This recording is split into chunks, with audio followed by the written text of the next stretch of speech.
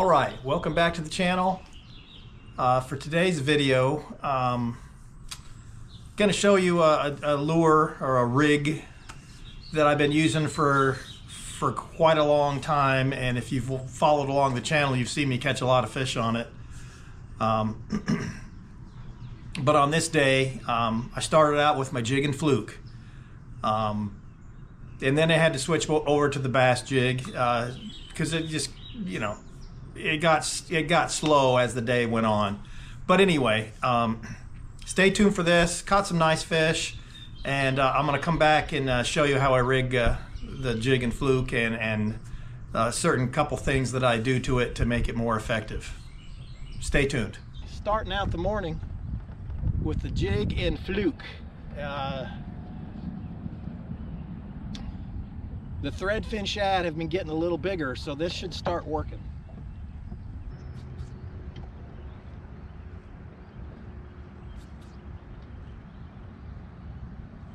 Oh, there he is. Oh, it's a striper.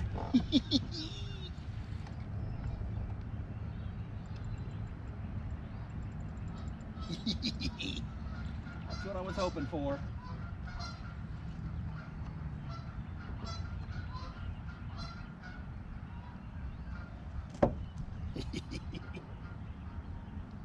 Oh boy. I'm gonna have to follow him with my trolling motor.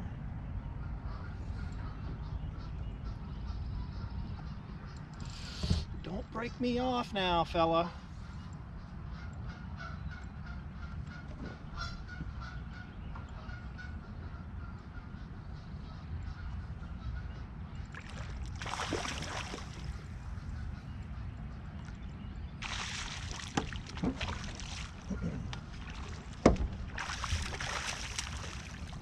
Oh, he's not even that big. Boy, they're stout. They are strong fish.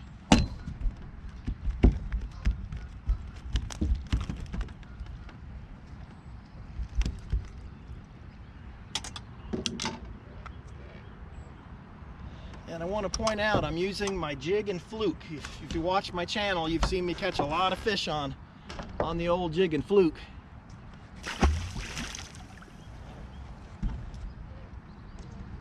And the reason I've switched over to the jig and fluke, I mean, I could catch them on my hair jig, but for one, I want to show you that you don't have to have the hair jig to catch them.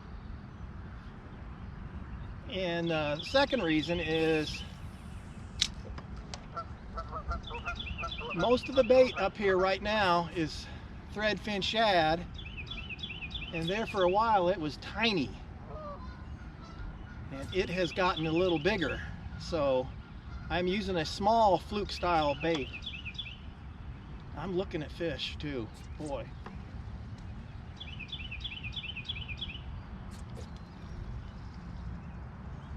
So the good thing about this is, I can determine how big the bait is, and I can switch without having to retie every 2 seconds.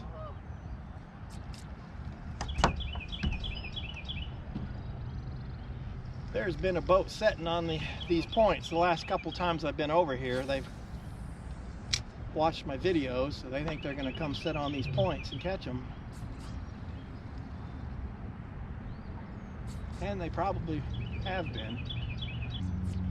Nothing like the old striper though. Love catching them. No fish fights harder. So I fish this jig and fluke the same way I fish my hair jig, but there are differences. The jig and fluke, it's got more bulk, so it sinks a bit different, a little slower.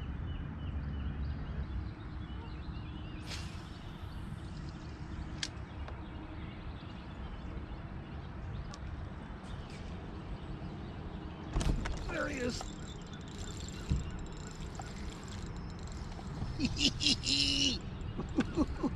I'm telling you, boy, sometimes on this jig and fluke they just hammer it. That fish just hammered it. It's a good one too. Big old spot, I believe.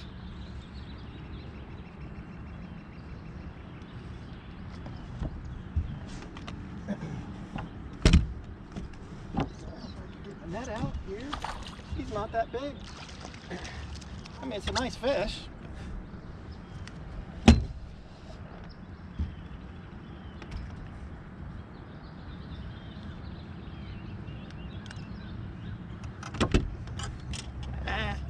Yeah, he's not that big. I mean, he might be 1.25 pounds.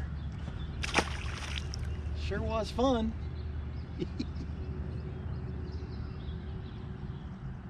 So you'll notice on my fluke, I dye the tail chartreuse. It makes all the difference in the world.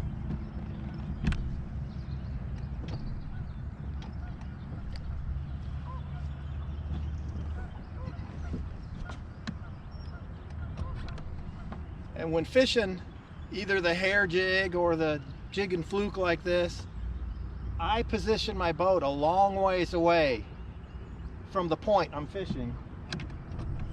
The reason being, the longer the cast, the more line you have out, the better this falls. It makes a difference. If you're making a short cast, it's not going to fall the same way. It's kind of hard to explain, but it makes a difference. See if there's another right on this deep point.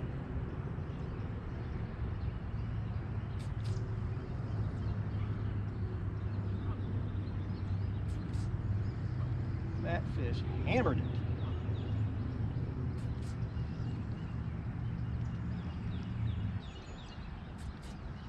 Boy, give it another week or so and I'll really be catching them on this. We're just on the front end of the pre-spawn.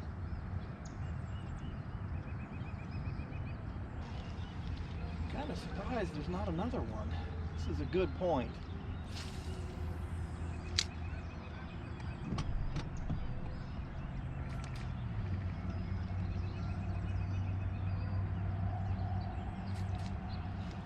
There we go.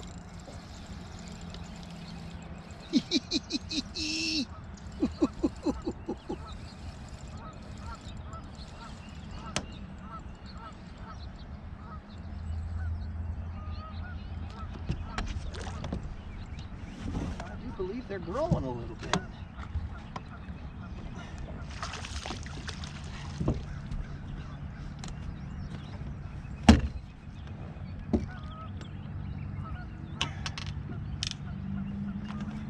That one's a little bit bigger. I mean, neither one of them have been giants so far, but you know, I don't care. I'm having fun. So that's 2 on this same point. And I'm not so sure there won't be another one.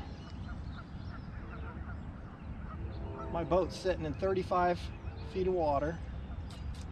The reason why a point like this is so good is there's deep water nearby. It drops off into deep water.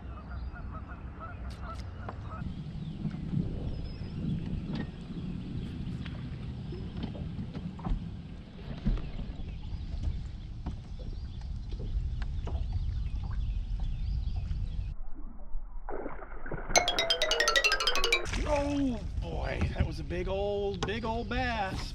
Oh well. He jumped and threw it. Darn it. Largemouth. I hate losing them. I mean, I had him right at the boat. But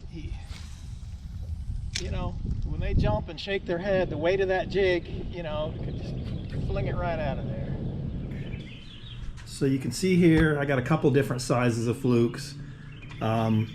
People ask me a lot what size of jig head. That changes every time I go out, depending on how the depth and the wind speed. And this is just an 1/8 here. It was handy, so that's what I'm using. All right, so this is how this is pretty basic for most guys, I know, but just in case you don't know,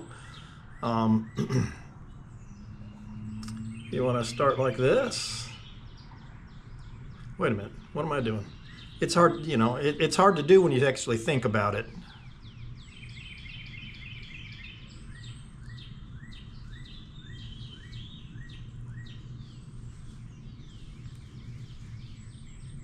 Well, I didn't get it very straight. You want to get it straight.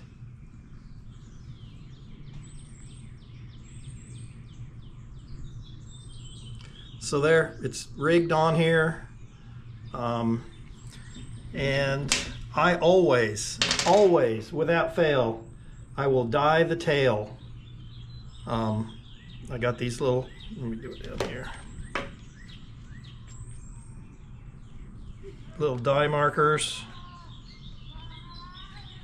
Spike It makes them. Zoom makes them. I got a couple different colors here from Zoom. But anyway, if you dye the tail on this thing, it makes a huge difference. But that's it. You know, I work it the same way I do the hair jig, and it is deadly.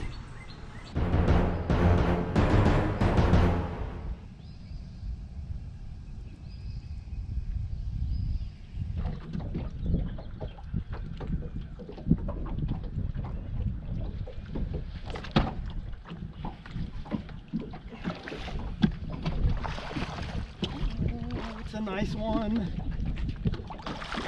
Oh boy, it's a jumbo. I should have probably netted that one.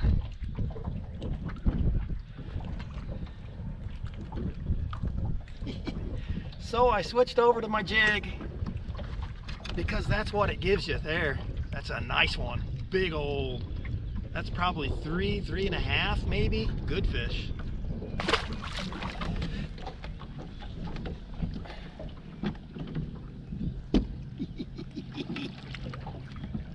Things got a little slow there for a minute, so I stopped fooling around.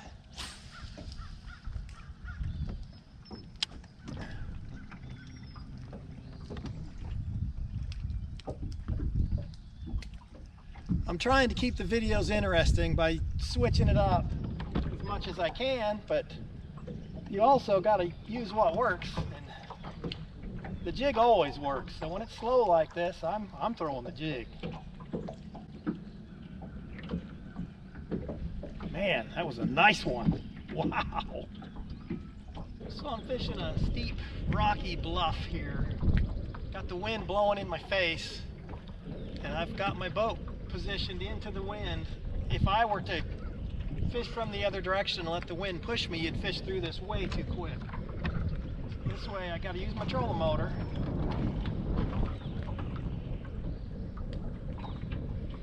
I like to fish into the wind. I mean, there are times if the wind is not too bad, you could just let the wind drift you and fish. But you don't want to fish through it too quick. You'll leave behind fish.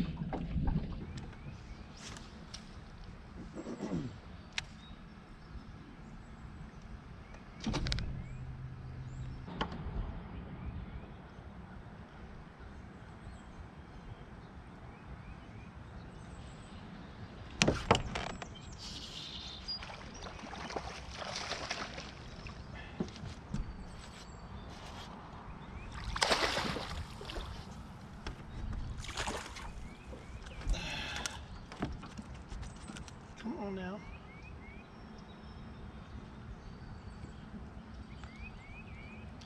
I had to switch back to my jig. Look at that. This fish is blind in one eye. But it didn't keep him from thumping my jig. Fishing is slow. This front is got him slowed down, I guess. One of those days where it's just a little bit slow. It's not surprising with this front blowing through.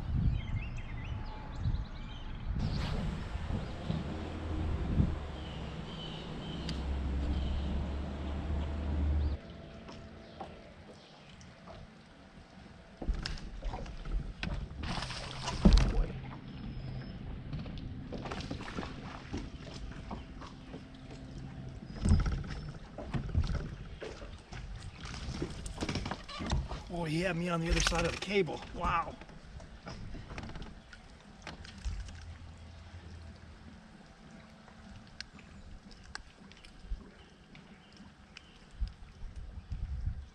Ooh.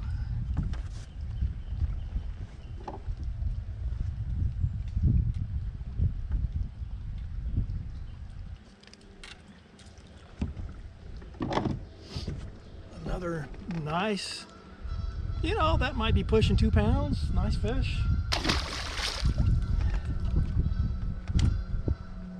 Whew. I'm lucky I landed him.